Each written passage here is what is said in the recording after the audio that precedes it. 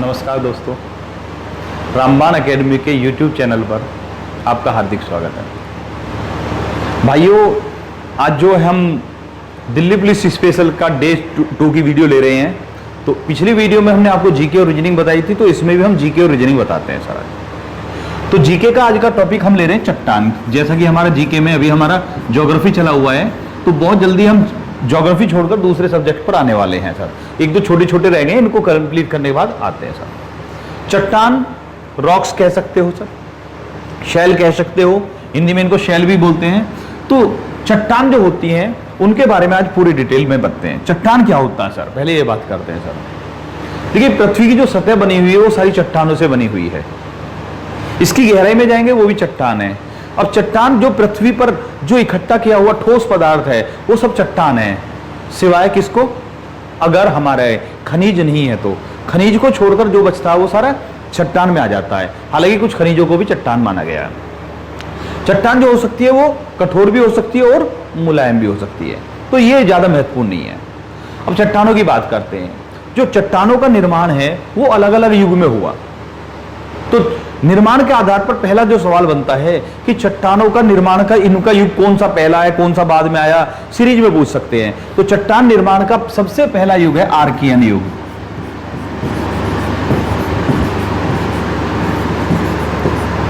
यानी जब पृथ्वी की उत्पत्ति हुई थी उसी समय जब चट्टानों की उत्पत्ति शुरू हुई, चट्टानें बननी शुरू हुई, तो उसको आर्कियन युग की चट्टानें कहते हैं। ठीक है। फिर दूसरा है धारवाड़ युग। धारवाड़ जो पड़ता है कर्नाटक के धारवाड़ जिले के जो आसपास का एरिया है, वहां पर धारवाड़ युग की चट्टानें मिलती है सर। धारवाड़ जो जगह पड़ती है वो कर्नाटक में पड़ती है सर। तो सब आपसे बस यही पूछा जाएगा इनमें कौन सी पहली है, कौन सी बाद की है, सीरीज में भी लगाने के लिए बोल सकता है। तो सबसे पुरानी है आर्कियन युग की, फिर धारवाड़ युग की चट्टानें सर। इसके बाद जो आता है कुड़प्पा युग आता है, आंध्र प्रदेश का कुड़प्पा जिला। ठीक है। आर्कियन युग की चट्टानें, फिर आती है धारवाड़ युग की, फिर आती है कुड़प्पा युग की। इसके बाद विंध्य। अब देखिए, ये तो धारवाड़ कर्नाटक, कुड़प्पा मैंने कहां बताया, आंध्र प्रदेश। विंध्य कहां बताया, विंध्याचल, विंध्याचल पर्वत श्रेणी। विंध्य के बाद आ जाता है सर, अगर याद रखना सर, ये सीरीज है, 4 बहुत प्रसिद्ध है ये। ठीक है। विंध्य के बाद जो आता है तो आपका आता है गोंडवाना, गोंडवाना क्रम की चट्टानें। और गोंडवाना क्रम के बाद जो आता है दक्कन ट्रैप की आ जाती है, दक्कन ट्रैप की चट्टानें। तो सीरीज में अगर पूछा जाए तो सबसे पुरानी आर्कियन है, आर्कियन के बाद धारवाड़ है। भारत के लिहाज से जब बात करते हैं तो धारवाड़ से शुरू करते हैं ज्यादातर, लेकिन याद रखें धारवाड़ से भी पुरानी आर्कियन क्रम की चट्टानें। कई बार सवाल पूछा गया है, एसएससी ने पूछा है कि 1, 2, 3 और 4 इनमें से कौन सी ज्यादा पुरानी चट्टानें हैं, तो धारवाड़ ज्यादा पुरानी है सर। इसी सीरीज में आप याद रखिए सर। ओके, ठीक है। अब इसके बाद चट्टानों का वर्गीकरण करते हैं सर हम। ये तो चट्टानों का काल अनुक्रम हो गया। तो चट्टानें मुख्य रूप से 3 प्रकार की होती हैं सर। चट्टानों के 3 प्रकार कौन से हैं सर? पहली है आग्नेय चट्टानें।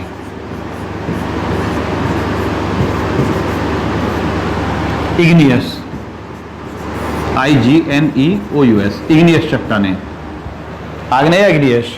ठीक है। दूसरी है अवसादी। अवसादी को बोलते हैं हम परतदार। सेडिमेंट्री,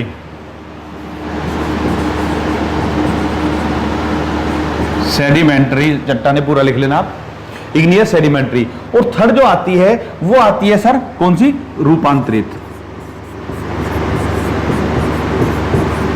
रूपांतरित को कायांतरित भी कहते हैं। अभी हम सभी पर आ रहे हैं सर। कायांतरित, मेटामॉर्फिक, इंग्लिश में बोलते हैं इसको मेटामॉर्फिक।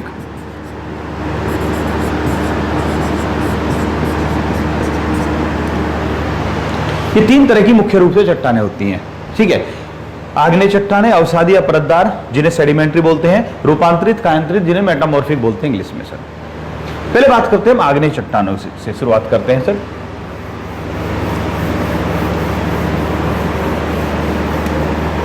आग्नेय या इग्नियस। ठीक है। आग्नेय, तो आग्नेय में आग समझिए सर। ठीक है, यानी ये आग से निर्मित है। आग क्या होता है? ज्वालामुखी का लावा। ज्वालामुखी का लावे से जो निर्मित होती है, यानी मैग्मा के जमने से जो होती है चट्टानें बनती है, वो आग्नेय, यानी इनका जो निर्माण होता है वो ज्वालामुखी के लावा जब जमकर मैग्मा बनता, उसके बाद आग्नेय चट्टानों का निर्माण होता है सर। पहली बात तो ये है कि इन्हें प्राथमिक चट्टान कहते हैं। कौन सी कहते हैं? प्राइमरी रॉक्स, प्राइमरी या प्राथमिक चट्टान भी कहा जाता है इन्हें। ठीक है, ठीक, क्योंकि ये जो है प्राथमिक, सबसे शुरुआत में ये इन्हीं के निर्माण होना शुरू हुआ सर।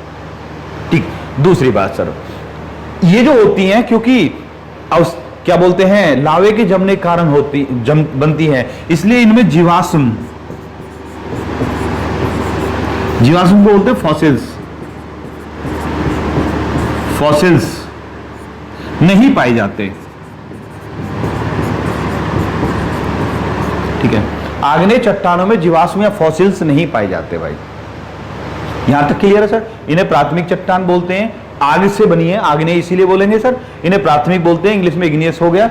लावे के जमने से, मैग्मा से, जमे हुए लावे को मैग्मा बोलते हैं, तो उसके जमने से इनका निर्माण होता है सर। अब जो आग्नेय चट्टान होती हैं सर, ये भी मुख्य रूप से दो तरह की होती हैं। ठीक है, आंतरिक आग्नेय चट्टान और बाह्य आग्नेय चट्टान। ठीक है, अब देखिए सर, सिंपल सी बात है, आंतरिक आग्नेय चट्टान का मतलब जो अंदर, ठीक है, तो जो नीचे गहराई में चट्टान का जमाव होता है, मैग्मा का जमाव होता है, वहां चट्टान बनती है, उसे आंतरिक आग्नेय चट्टान बोलते हैं। और जो पृथ्वी की सतह के ऊपर आएगा तो उसे बाह्य बोलते हैं। आंतरिक का उदाहरण है ग्रेनाइट, और इसको बोलते हैं बेसाल्ट। ठीक है, बाह्य का उदाहरण बेसाल्ट है सर। ग्रेनाइट और बेसाल्ट आंतरिक और बाह्य चट्टानों के उदाहरण है। क्लियर हो गया सर? थोड़ा और बढ़ते हैं सर, अभी पूरा हटा लेते हैं। अब आंतरिक जो आग्नेय चट्टान है, आंतरिक आग्नेय चट्टान, ये भी दो तरह की होती है सर। एक ऐसी जो ज्यादा गहराई में मिलती है, और एक ऐसी जो थोड़ी ऊपरी सतह पर मिलती है। तो पहली होती है पातालिक, इससे नाम से पता चल रहा है जो पाताल में मिलती है, पाताल यानी बहुत ज्यादा गहराई पर मिलती है। इन्हें पातालिक को प्लूटोनिक भी कहते हैं। जो प्लूटो यूनानियों के देवता हैं, उनके नाम पर पड़ा प्लूटोनिक चट्टान। और एक होती है मध्यवर्ती,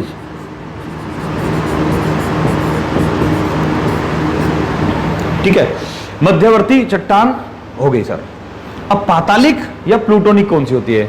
ग्रेनाइट, अभी बताया मैंने, आंतरिक में आ जाती है ग्रेनाइट और गैब्रो।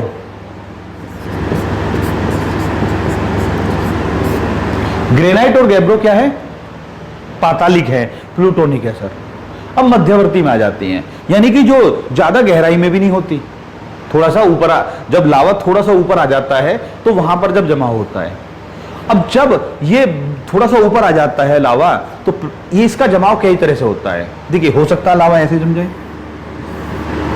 हो सकता है लावा ऐसे जम जाए, हो सकता है लावा इस तरह का इसकी संरचना बन जाए गुंबदाकार, हो सकता है लहरदार रूप में जमे।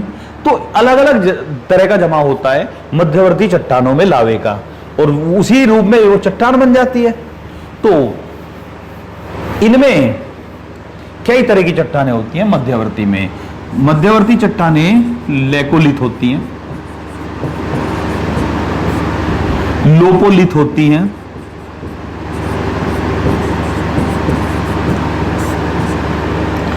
ठीक है, लेकोलिथ, लोपोलिथ, बेकोलिथ, बैथोलिथ।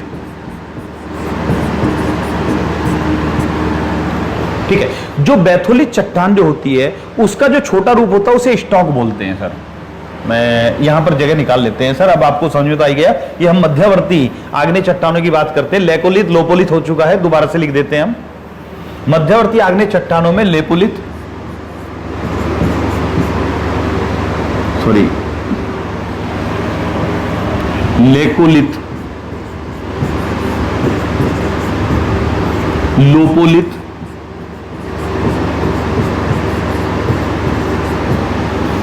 बैथोलिथ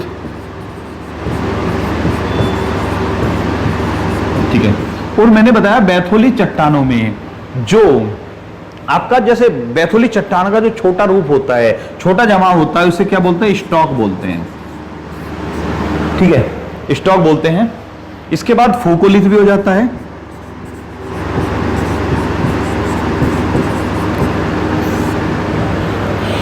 इसके बाद शिल, डाइक, सिस्ट, ये भी आ जाते हैं सर। शिल, डाइक, सिस्ट वगैरह भी आ जाते हैं। तो अब अगर ऐसा कभी आ जाए लेकोलिथ, लोपोलिथ, बैथोलिथ, फोगोलिथ, ये सब क्या है? ये जो लावा जम रहा है, मैग्मा जम रहा है, उसके अलग अलग तरह का प्रकार के जमने के कारण इनका नामकरण होता है सर वो। ठीक है, अच्छा सर, तो ये सब कौन से के उदाहरण है? ये सभी के सब उदाहरण किसके हैं भैया? ये उदाहरण है आग्नेय चट्टानों के। आग्नेय में भी कौन सी? आंतरिक चट्टानें। आंतरिक चट्टानों में मध्यवर्ती आंतरिक चट्टानें भी कह सकते हो सर अब। ओके, ठीक है सर। तो ये होगी आग्नेय चट्टानें। इसके बाद जो आती है आपकी, आती है परतदार चट्टान, अवसादी या परतदार चट्टान।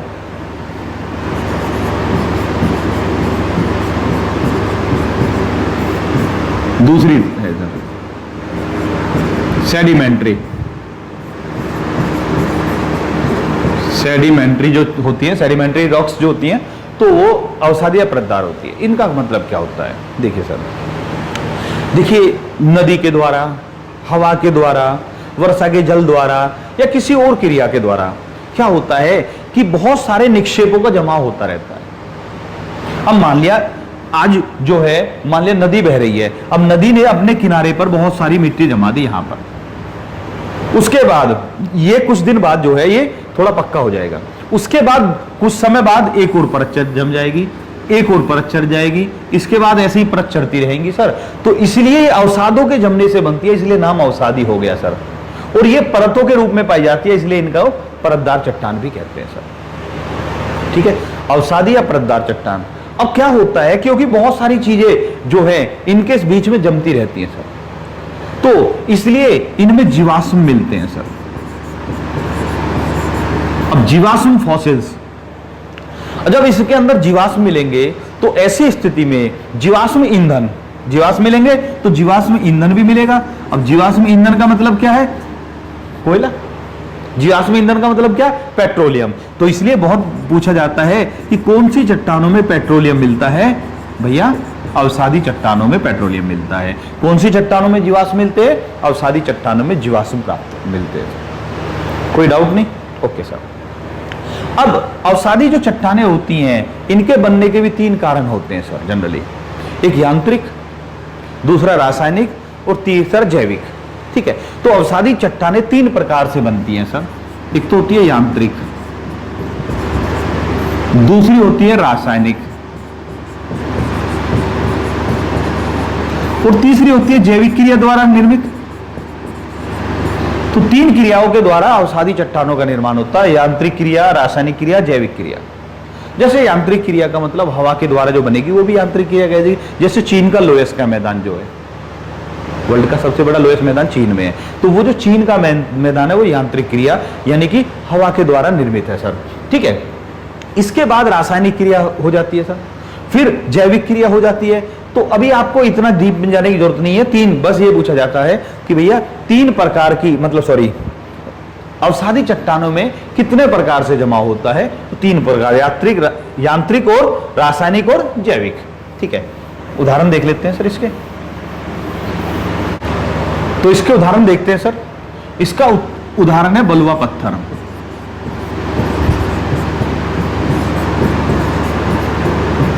सेल खड़ी, बलुआ पत्थर है, शेल खड़ी है, ये किसके हैं सर? इसी के उदाहरण है। किसके भैया? अवसादी या परतदार के उदाहरण। एक बात और है सर कि कई बार क्या होता है कि जो हिमानी होती है, हिमानी समझते हैं ना, जो बर्फ के बड़े बड़े ऊंचे खंड होते हैं, ठीक है, जब वो सरकते हैं, अपना स्थान बदलते हैं, तो वहां भी वो चट्टानों का निर्माण कर देते हैं, अवसादी चट्टानों का। तो हिमानी द्वारा निर्मित, लिख लेना, नोट कर लेना, बहुत इंपॉर्टेंट है। हिमानी द्वारा निर्मित अवसादी चट्टानों को टिलाइट कहते हैं। हिमानी द्वारा निर्मित अवसादी चट्टानों को टिलाइट कहते हैं। हो गया भाई? ठीक है सर। तो बलुआ पत्थर, सेल खड़ी, ये सब किसके उदाहरण है भैया? आपके किसके भैया? आपके हो गए परतदार चट्टान के। अब तीसरी आती है रूपांतरित।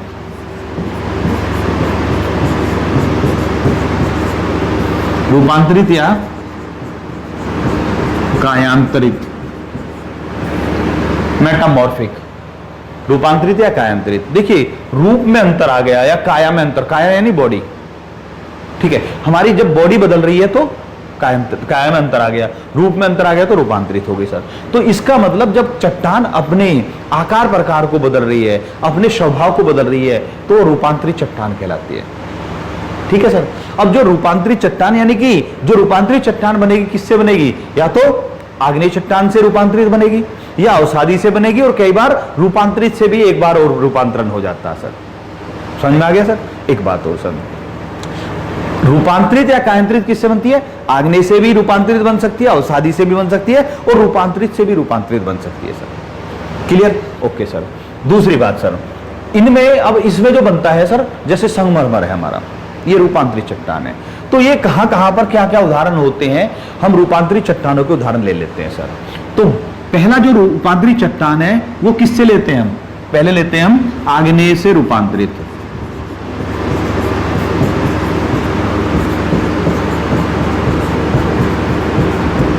आग्नेय से रूपांतरित, अगर आग्नेय की बात करें तो ग्रेनाइट,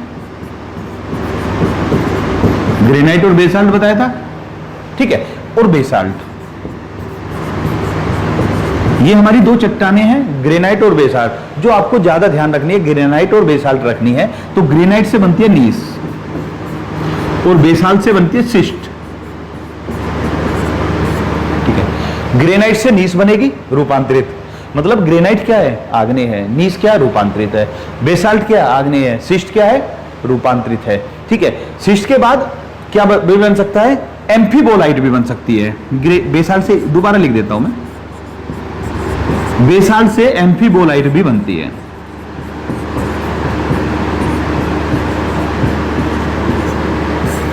एम्फीबोलाइट प्लीज नोट कर लीजिए, ठीक है। ओके, हो गया, आगे बढ़ते हैं। देखिए मैं हट जाऊंगा बीच में से, आप जो है स्नैपशॉट ले सकते हैं, स्क्रीनशॉट ले सकते हैं। अब आग्नेय से हो गया है, इसके बाद किससे आता? अवसादी से। अवसादी से क्या बनेगा भैया? अवसादी से हम रूपांतरित बनानी है। तो अवसादी में सबसे जो महत्वपूर्ण है वो क्या है सर? हाँ जी, अवसादी में हम सबसे महत्वपूर्ण है शैल। शैल से बनेगा स्लेट, शैल से बनेगा स्लेट। चूना पत्थर, संगमरमर, बहुत ज्यादा महत्वपूर्ण, बहुत बार पूछा गया है। ग्रेनाइट से नीस बनता है, चूना पत्थर से क्या बनता है? संगमरमर बनता है सर, ठीक है, बहुत अच्छा है सर। इसके बाद चूना पत्थर के बाद आता है बलुआ पत्थर।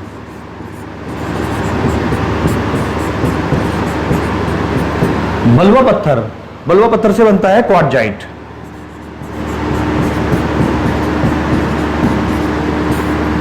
बलुआ पत्थर से बनता है क्वार्टजाइट। तो शैल से स्लेट, चूना पत्थर से संगमरमर और बलुआ पत्थर से क्वार्टजाइट हो गया सर। एक बात हो, ये हो गया हमारा अवसादी से रूपांतरित। लेकिन मैंने बताया रूपांतरित से भी रूपांतरण हो जाता है सर। तो अभी हम इसको हटा देते हैं, इसको भी हटा देते हैं, ठीक है। तो देखिए चूना पत्थर से बनेगा संगमरमर, लेकिन संगमरमर भी आगे प्रक्रिया चल जाती है सर। सॉरी, एक मिनट, मैंने, अरे यार हटा दिया वो, ठीक। चूना पत्थर से बनेगा संगमरमर, बलुआ पत्थर से बनेगा क्वार्टजाइट और शैल से बनेगा स्लेट। शैल से बना स्लेट, ये क्या है? ये है अवसादी, ये है रूपांतरित, ठीक है। ये अवसादी है, ये रूपांतरित है। लेकिन स्लेट से आगे परिवर्तन होता है सर। स्लेट से अगर आगे की बात करें तो फाइलाइट, ये भी क्या? रूपांतरित है। और फाइलाइट से आगे की बात करें तो सिस्ट, ये भी रूपांतरित है, ठीक है भाई, कर लीजिए सर। ठीक है, ओके।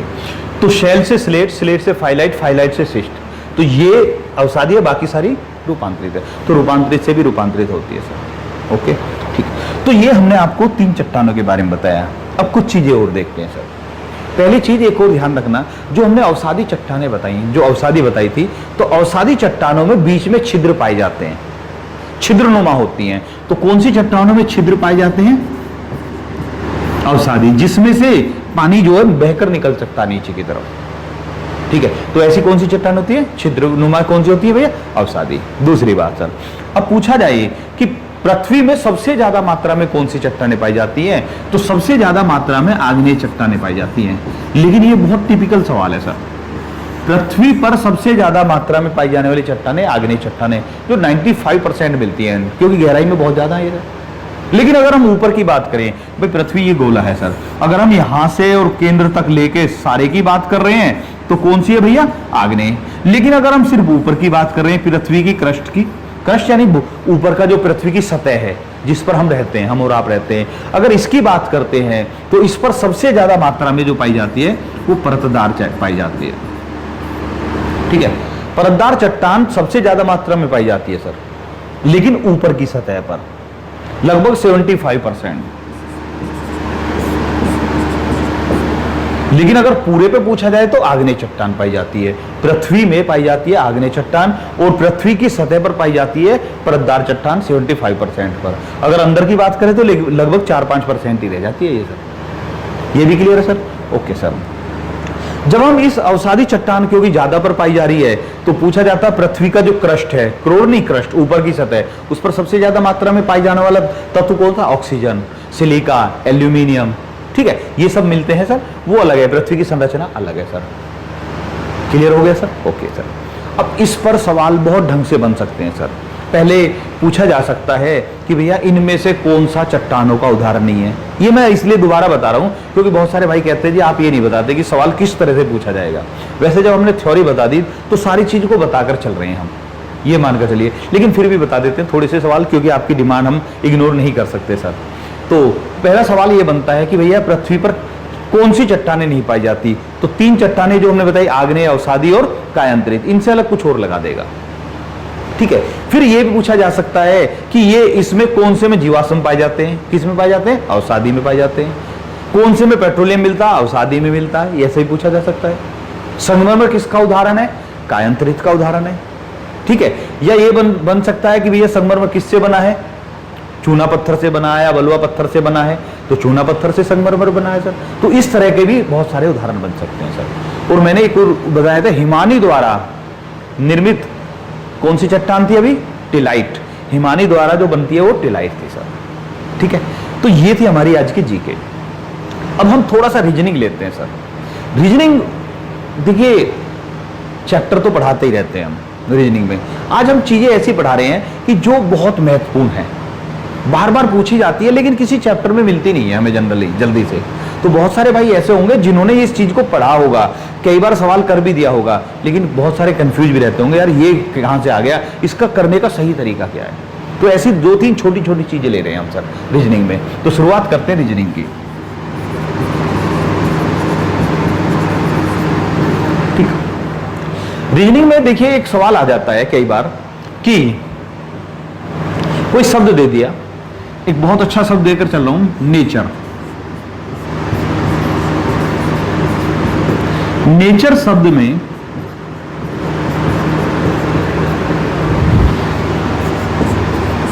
ऐसे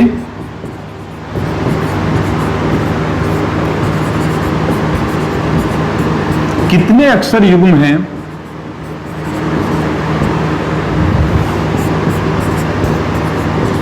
जिनके बीच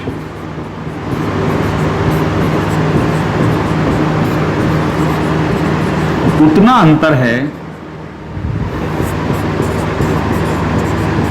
जितना कि वर्णमाला में होता है? ठीक है, ऐसा एक सवाल आ जाता है। नेचर शब्द में ऐसे कितने अक्षर युग्म है? अक्षर युग्म, युग्म मतलब जोड़ा, जोड़ा यानी पेयर। ऐसे अल्फाबेट्स के कितने पेयर हैं जिनके बीच यहां भी उतना अंतर है जितना इंग्लिश अल्फाबेट के ऑर्डर में होता है सर। अब ये सवाल आ गया आपको, इसमें वो लिखकर भी दे देता कई बार, उल्टी तरफ से भी सीधी तरफ से भी, दोनों तरफ से। अब देखिए सर, अब इस सवाल को आप समझ में आ गया होगा कि जैसे हमारे पास, मैं पूरे को मैंने हटा दिया है, नेचर शब्द में अक्षरों के जोड़े ढूंढने हमें। अब देखिए सर, अगर हम बात करें M N O P Q R, अब देखिए N और R के बीच में यही तो चलता है ना इंग्लिश अल्फाबेट। N और R के बीच में 1 2 3, यहां 1 2 3 है, तो एक जोड़ा मिल गया हमें N और R का। N के बाद 1 2 3, यहां भी 3 है सर, लेकिन ऐसे ढूंढने में बहुत टाइम लगेगा, एक आध मिस हो जाएगा पक्का, गारंटी से। तो इसके लिए एक बहुत अच्छा समझ में आ गया होगा ना, क्योंकि N और R में यहां जितना गैप है उतना ही गैप यहां पर है सर, तो हमें एक जोड़ा मिल रहा है सर। लेकिन इसके लिए सबसे अच्छा जो तरीका है सर, वो क्या होता है सर, ये जो तरीका बता रहे हैं हम, क्योंकि कई बार तो ये सामने दिखाई दे जाते हैं, कई बार ऐसा होता है कि हमें दिखाई नहीं पड़ते जल्दी से, तो उसके लिए एक बहुत आसान तरीका, यहां से शुरू करना, शुरुआत से, और इंग्लिश अल्फाबेट बोलने। आप इंग्लिश अल्फाबेट सही वाला बोलेंगे, लेकिन शुरुआत N से करेंगे, ठीक है, और आगे सही चलते हुए एक बार बोलकर एक ही स्टेप आगे चल रहा है। तो देखते हैं सर, N, आप यहां N लिखा होता है N बोलेंगे, फिर A नहीं बोलेंगे, O बोलेंगे, क्योंकि आपको सही अल्फाबेट बोलने हैं। N O P Q R, जो आपने बोला अगर वही मिल गया तो समझो एक जोड़ा क्लियर है, ठीक है। जो आपने सही सीरीज में बोल रहे हो, अगर वही बोला तो एक जोड़ा मिल गया। N O P Q R, समझ में आ गया सर? ओके, तो आप सही बोल रहे हैं सर। तो N O P Q R, यहां O P Q तो नहीं लिख रहा, लेकिन बोलना तो वही पड़ेगा ना सर। एक जोड़ा मिल गया, आपने एक निशान लगा लिया। आगे बढ़ते हैं, अब A पर आ जाते हैं। A B C D E, आपने जो बोला वही मिल गया। A B C D E, दूसरा जोड़ा मिल गया। T से शुरू करते हैं, T U, ये तीसरा जोड़ा मिल गया, T U। लेकिन आगे भी तो देखते, T U V W, अब तो नहीं है। अब U से शुरू करते हैं, पहले N से शुरू, फिर A से, फिर T से, T से U तक जाना, लेकिन जाना लास्ट तक भी है, याद रखना। U V W नहीं मिला। R S, कितने जोड़े मिले? 3। लेकिन सर अगर आपने 3 करा तो भी गलत हो, क्योंकि वो कहता चाहे इधर से गैप हो या इधर से, वो गैप समान ढूंढ रहा, दोनों तरफ से बताना होता है, ठीक है। लिख भी देता हो कि दोनों तरफ से, अगर उसने स्पेशल लिख दिया कि सिर्फ सीधी तरफ से, तो आपका आंसर 3 ठीक है। लेकिन अगर उसने कहा दोनों तरफ से, तो दूसरा ही बताना पड़ेगा, ठीक है। या नहीं भी लिखा तो भी आप दूसरे को ढूंढेंगे। आ जाते हैं सर, अब इस बार यहां से शुरू करेंगे, इस बार उल्टा चलेंगे, लेकिन बोलेंगे सीधा ही, याद रखना। जैसे यहां पर बोला सीधा ही इधर भी बोलेंगे। Okay, E F G H I J नहीं मिला, R S T मिल गया sir. R S T U V, U V W X, T U V A B, और तो नहीं मिला। एक बार हम ऐसे जाएंगे, एक बार ऐसे जाएंगे, जितने जोड़े मिले आंसर, कितने जोड़े मिले? 4। आंसर है 4 जोड़े, यानी 4 पेयर है यहां पर, ठीक है, कोई दिक्कत नहीं। एक और देखते हैं सर। मान लिया हमारा सवाल आ गया कि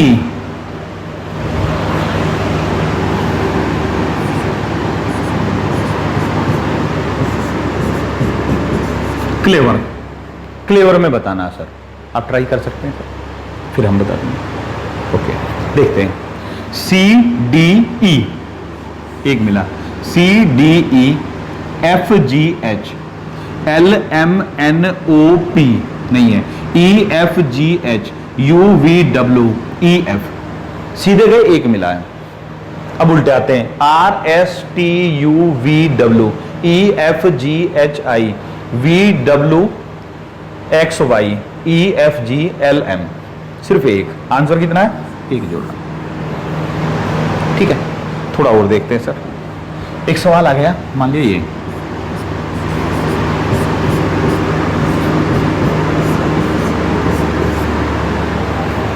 अभी मैं सिर्फ 6 ले रहा हूं यार, बहुत बड़ा भी बन सकता है। अगर उसने 7-8 का दे दिया तो थोड़ा बहुत बड़ा दिखने लगता है सर हमें, तो यही तरीका सबसे अच्छा है सर, ट्राई कीजिए सर। ओके सर, अब देखिए सर, इसको ढूंढते हैं। F G H I, I अगर यहां होता तो मिल जाता, लेकिन I तो यहां, F G H I J K, R S T U V I J K L, EFGNO, सीधा एक भी नहीं है, उल्टाते हैं, DEFGHI NOPQR, यहां भी एक का अंतर रह गया, EFGHIJKRS, इधर भी गए इधर भी गए, एक भी नहीं मिला, जीरो। अब देखिए सर, हकीकत पर आइए सर, अगर सपोज कीजिए आप ऐसे नहीं देख रहे, एक बार सीधे गए एक बार उल्टे गए, आपको 100% विश्वास हो गया कि एक भी नहीं है, आप जीरो कह देंगे। लेकिन अगर आप इस तरीके को अप्लाई नहीं कर रहे, आप सोच रहे हो ऐसे ही देखकर ही ढूंढ ले, तो वहां पर ऑप्शन होगा 0 1 2 3। तो जनरली सोचकर देखिए, एग्जाम हॉल में बैठे हैं, आपने देखा यार दिखाई तो दे नहीं रहा, दिखाई नहीं दे रहा, लेकिन यार एग्जामिनर ने पूछा है, एग्जामिनर ने पूछा तो एक आध तो होगा, तो नहीं भी दिखाई देगा तो बहुत सारे भाई तब भी एक पर लगाई देंगे, कहीं ना कहीं चिपरा होगा सर। इसीलिए हम कह रहे हैं कि आप पक्का कीजिए। पक्का कैसे होगा? एक बार इधर जाइए एक बार वापस आइए, 100% श्योर हो जाओगे कि ये गलत नहीं है हमारा। ठीक है, ऐसा कोई सवाल गलत नहीं होगा। अब दूसरा आते हैं सर, अब इंग्लिश वर्णमाला पर ही एक सवाल और बनता है सर, रीजनिंग में ही। मान लिया सवाल कहने लगा कि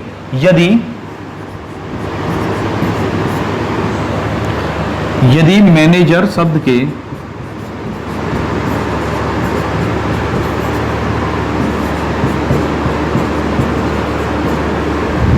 अक्षरों को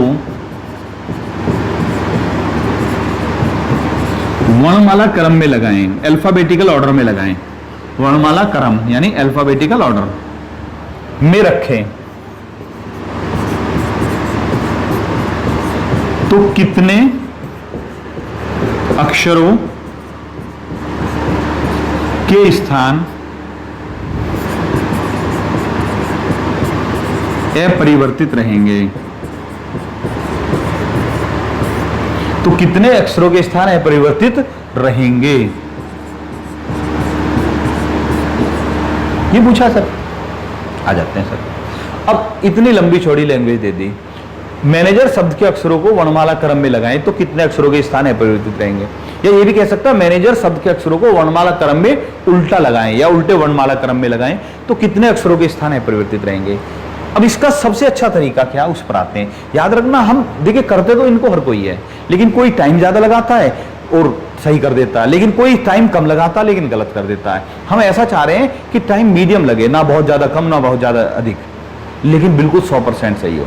तो आइए सर, क्या कह रहा मैनेजर, तो आपके पास क्या होगा, आप क्योंकि कंप्यूटराइज है तो आप एक उस शब्द को पहले थोड़ा सा स्पेस देकर लिख लेंगे, थोड़ा सा स्पेस रखिए जिससे कि थोड़ा लिखने में आसानी हो जाती है। मैनेजर लिख लिया आपने, अब आप क्या करेंगे, इनमें से देखिए पहले सबसे पहले कौन सा आएगा, ए आएगा सर, 2 बार ए है तो पहले दोनों ए आएंगे, तो दोनों ए को लिखिए। याद रखना, जो आपने शब्द लिखा उसी के नीचे लिखिए, दूर मत लिखिए, उसी के बिल्कुल नीचे, एक अक्षर के नीचे एक ही अक्षर आना चाहिए। तो 2 ए आ गए। अब फिर बी है नहीं, सी नहीं है, डी नहीं है, फिर आएगा ई, फिर आएगा जी, जी के बाद आएगा एम, एम के बाद आएगा एन और फिर आएगा आर। अब देखिए कितने के अक्षर के स्थान अपरिवर्तित है, 1 2, आंसर आ गया 2।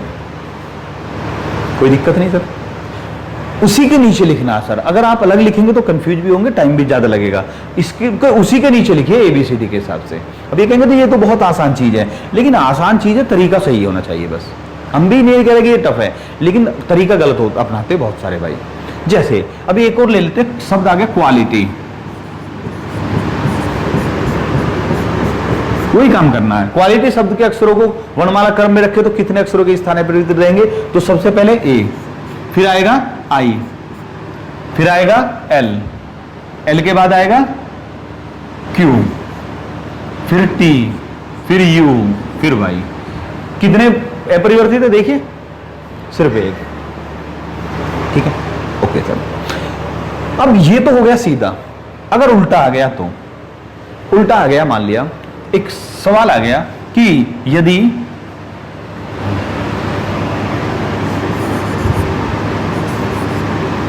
ग्रेविटी, यदि ग्रेविटी शब्द के अक्षरों को वर्णमाला क्रम में उल्टा लिखें या उल्टे वर्णमाला क्रम में रखें तो कितने अक्षरों के स्थान अपरिवर्तित रहेंगे। अब बहुत सारे क्या करेंगे, कर देंगे।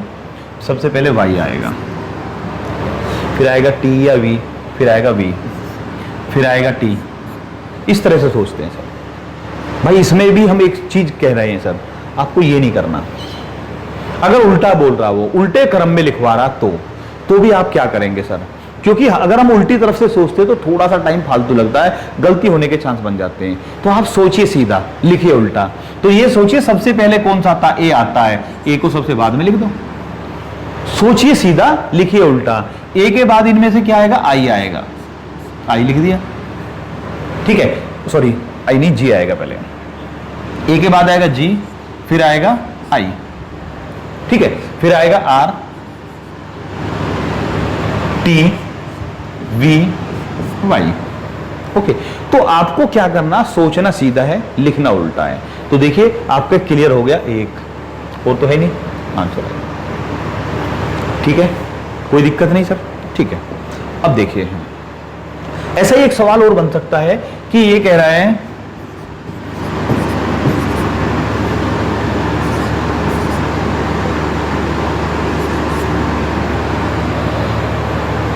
यदि इसके अंकों को आरोही अवरोही क्रम में रखें। अब ये कह रहा अंकों को अवरोही, अवरोही यानी डिसेंडिंग ऑर्डर में रखें, तो कितना अंकों के स्थान परिवर्तित रहेंगे? अब वही करना सर, सबसे छोटे को रख लो, या यहां तो सबसे बड़े से, या इसमें तो दिक्कत ही नहीं है, सबसे बड़े को रख लेते हैं। पहले 9 आएगा, फिर 8 आएगा, फिर 6, 5, 3, 2, 0। तो कोई सा है अपरिवर्तित? एक, बस आंसर 0। आरोही अवरोही पर ध्यान दे देना भाई। ऐसे उसमें भी दे लेना कि घटते वर्णमाला क्रम में या बढ़ते वर्णमाला क्रम में, मतलब ए से जेड जाना है, जेड से ए आना है सर, ठीक है। ओके सर, हाँ जी सर। इनमें एक और चीज बन सकती है सर, जो हमारा इंग्लिश अल्फाबेट से जुड़े होते हैं सर। तो इसमें जो बनता है उसको भी देखते हैं सर, कि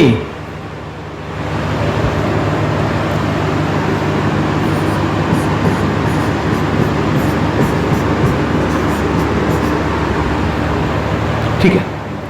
अब सवाल आ गया स्पेशल। स्पेशल शब्द के कई बार कहता है कि स्पेशल शब्द के तीसरे, चौथे और छठे, स्पेशल शब्द के तीसरे, चौथे और छठे अक्षरों को लिया जाए, ठीक है, तो कितने सार्थक शब्द बन सकते हैं? अब ये तो सिंपल चीज है, इसमें तो कभी टाइम ही नहीं लगना भाई, सीधा गिनना, तीसरा ये, चौथा ये, छठा ये। ओके, सी, ई और ए। अब देखिए ए, सी, ई से एक तो बनता एस, क्या और बनता है? तो अगर वो ऐसा कह रहा है तो पहले उन अक्षरों को बाहर निकाल लीजिए सर। सबसे पहले यही करना कि उन अक्षरों को बाहर निकाल लीजिए, तब उस पर कुछ काम करना सर, ठीक है। या फिर वो ज्यादा भी कर देता कई बार, ठीक है, कई बार इतना ज्यादा कर देता है कि वो जो है हमें बताता है कि एक और ले लिए 2, इनसे कौन सा शब्द बन सकता है, कितने शब्द बन सकते हैं? अब देखिए इसने हमने एक और लिया पी, तो एक तो बन गया पेस, क्या और भी बन रहा है? अब यहां पर शर्त ये रहेगी कि एक को एक बार ही प्रयोग करना है या 2 बार भी करना है। अगर 2 बार करना है तो पीस बन रहा है, एस भी बन रहा है, एक भी बन रहा है। तो इस तरह से जब भी आपको सवालों का डिसीजन करना है कितने बन रहे हैं, तो पहले जिसको वो बोल रहा है पहले उसको निकालकर बाहर तो करो। बहुत सारे बच्चे क्या करते हैं, गलती ये करते हैं कि वो इनको अक्षर को बाहर नहीं निकालते, वो वहीं पर सोचते रहते हैं, और जब वहीं पर सोचेंगे तो बार बार टाइम लगेगा। आपने एक सोच लिया, दूसरे के लिए फिर दोबारा से वहीं पर जाना पड़ेगा, सभी चीजें ध्यान में रहती हैं फिर, ठीक है। तो इस तरह के सवालों में बस आपको ये रखना है कि जिस भी अल्फाबेट को बोल रहा है उसको उठाकर बाहर कर लीजिए सर, ओके, ठीक है सर। एक और सवाल बन सकता है सर ऐसे में इंग्लिश अल्फाबेट में कि शब्द दे दिए सर उसने, कंपनी, कॉमर्स,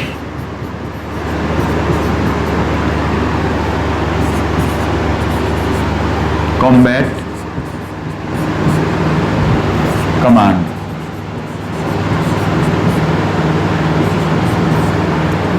कहता है कि इनको अगर वर्णमाला क्रम में रखे तो क्या सीरीज होगी? पहला कौन सा आएगा, दूसरा कौन सा, तीसरा कौन सा, चौथा कौन सा? पहले हमने अक्षरों को करा, यहां पर शब्दों को ही वर्णमाला क्रम में लगा रहा है। अब इसका मतलब पहले ए वाला, फिर बी वाला, फिर सी, फिर डी, फिर ई वाला रखना हमें। अगर इन शब्दों को वर्णमाला क्रम में, अल्फाबेटिकल ऑर्डर में रखें, डिक्शनरी ऑर्डर में रखें, डायरेक्टरी ऑर्डर में रखें या सार्थक क्रम में रखें, तो कौन सा किस पर आएगा ये पूछ रहा सर। तो उसके लिए तो बहुत आसान है सर, ABCD के हिसाब से देखना है। लेकिन ये देखे तो यहाँ तो सारे C से हैं, तो पहले से हमें नहीं पता चल रहा कि पहले कौन आएगा। दूसरे अक्षर भी बराबर हैं, तीसरा अक्षर भी बराबर है, तो जहां तक बराबर है उनको देख लो पहले। तो हमने COM तक बराबर है, इसको भूल जाओ, अब ये है ही नहीं। फिर है P, M, B और M। सबसे पहले P आएगा, M आएगा या B आएगा? पहले B आएगा, ओके, तो ये हमारा फर्स्ट आ जाएगा सर, अगर इसको अल्फाबेटिकल ऑर्डर में लगाते हैं सर। कॉम्बैट में B है तो B पहले आएगा। अब 2 बार M है, 1 बार P है, ठीक है, तो पहले M वाले आएंगे दोनों, यानी ये चौथे पर पहुंच जाएगा, ठीक है भाई। ये इनमें से एक दूसरा एक तीसरा, चलो सर वो चौथे पर पहुंच रहा है, कोई बात नहीं।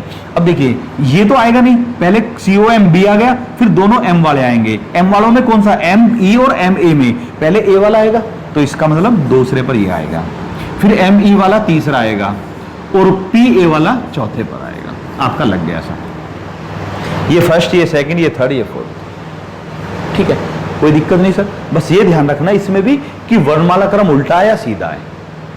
सीधे का मतलब A पहले, उल्टे का मतलब Z पहले सर, ओके। तो ये जो इंग्लिश अल्फाबेट होते हैं, इंग्लिश शब्द वाले होते हैं, इनमें बहुत तरीके से सवालों को घुमाया जाता है सर, तो उसमें से हमने कुछ ले लिए हैं। अब देखिए ये आप भी जानते हैं कि इस तरह के सवाल आते हैं, हर टेस्ट में 1-2 सवाल आते हैं, लेकिन इनको किस चैप्टर में रखें, तो बहुत सारे इन पर लापरवाही कर देते हैं। क्यों? क्योंकि सवाल आसान होते हैं और गलत हो जाते हैं जल्दबाजी में, या फिर हम सही तरीका नहीं जानते, तो ठीक है। अब आपको उम्मीद है मुझे कि भाई आपने ये बिल्कुल अच्छी तरह सीख लिया होगा और अब ऐसा कोई भी सवाल गलत नहीं होगा। ज्यादा उदाहरण इसलिए बताना ठीक नहीं कि इजी चीज है सर। तो आज की वीडियो में इतना ही रखते हैं भाई, अगली वीडियो में फिर आपसे मुलाकात होगी। जय हिंद भाइयों।